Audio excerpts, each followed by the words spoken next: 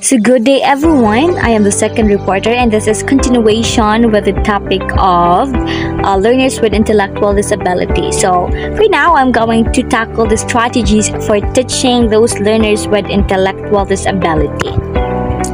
I am here according to Albert Einstein. Everybody is a genius, but if you judge a fish by its ability to climb the tree, it will live its whole life believing that it is stupid. So, in relation to our topic for today, those learner with disability is dili na to i-close ang atong mind nga naa sila ability to learn, nga naapod sila knowledge nga ilaha to improve their learnings. Okay? So kadili porket naa sila mga disabilities is wala na sila katungod nga makat-on o wala na sila katungod nga mag-improve ang ilahang knowledge. Now, here are the objectives: to know the different strategies in teaching learners with intellectual disability, to understand what is intellectual disability, and to give knowledge about special education needs.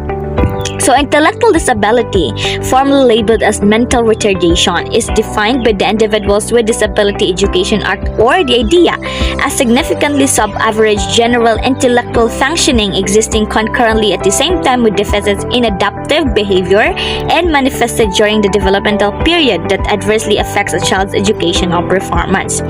So, there are two key components within this definition: a student's IQ and his or her capability to function independently, usually referred as an adaptive behavior. So an intellectual disability kuno is not a disease. You can't catch an intellectual disability from anyone. It's also not a type of mental illness like depression. There is no cure for intellectual disabilities. However, most children with an intellectual disability can learn to do many things. It just takes them more time and effort than other children. So, obviously, an intellectual disability creates many educational challenges that must be overcome. These includes trouble understanding new concepts, of course, kaya may kag-intellect, diba? Na-possible nga hinay ang ilang mga pangunahon na inappropriate behavior, yes, limited vocabulary, and difficulty accomplishing complex tasks.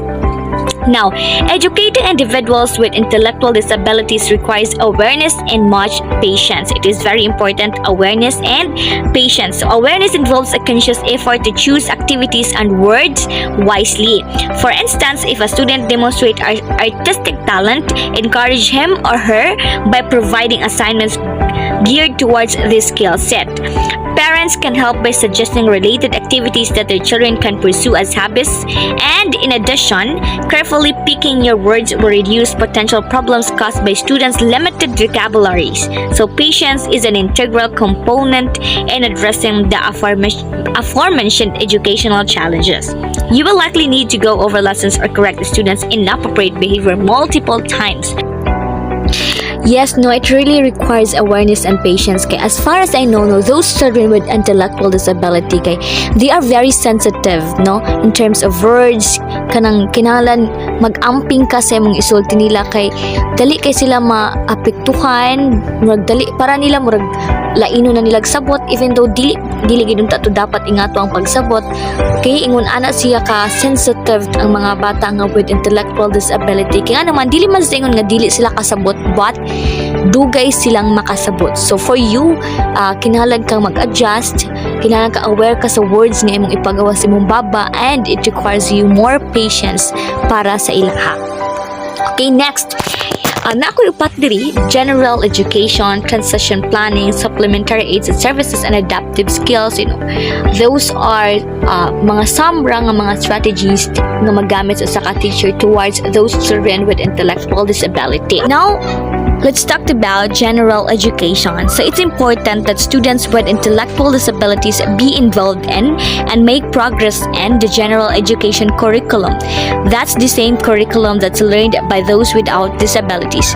Be aware that IDEA does not permit a student to be removed from education in age-appropriate general education classroom solely because he or she needs modification to be made in the general education curriculum. Second is supplementary aids and services. Okay, given that intellectual disabilities affects learning, it's often crucial to provide support to students with ID in the classroom.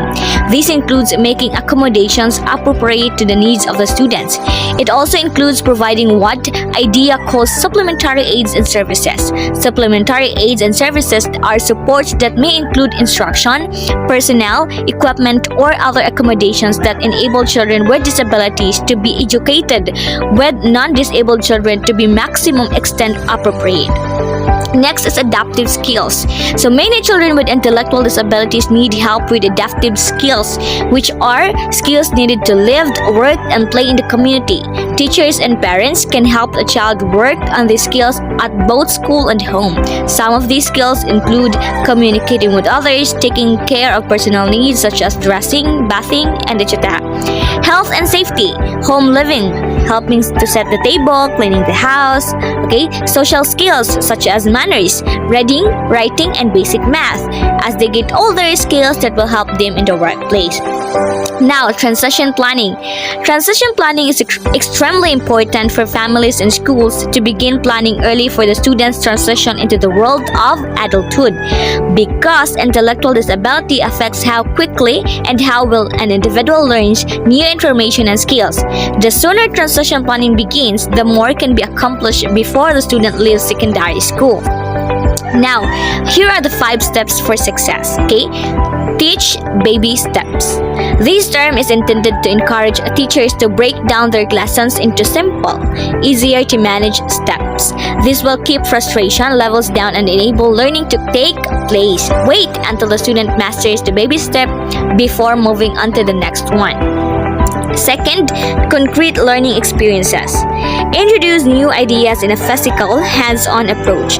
Use manipulatives when teaching math. Take field trips to the grocery store or post office to give students a meaningful experience. And when students are able to make real connections to the world around them or physically explore a concept, the knowledge will stick with them. Next is immediate and positive response. Positive feedback will encourage the student to keep on trying.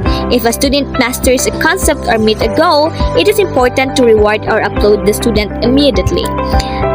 Number 4, sing a song.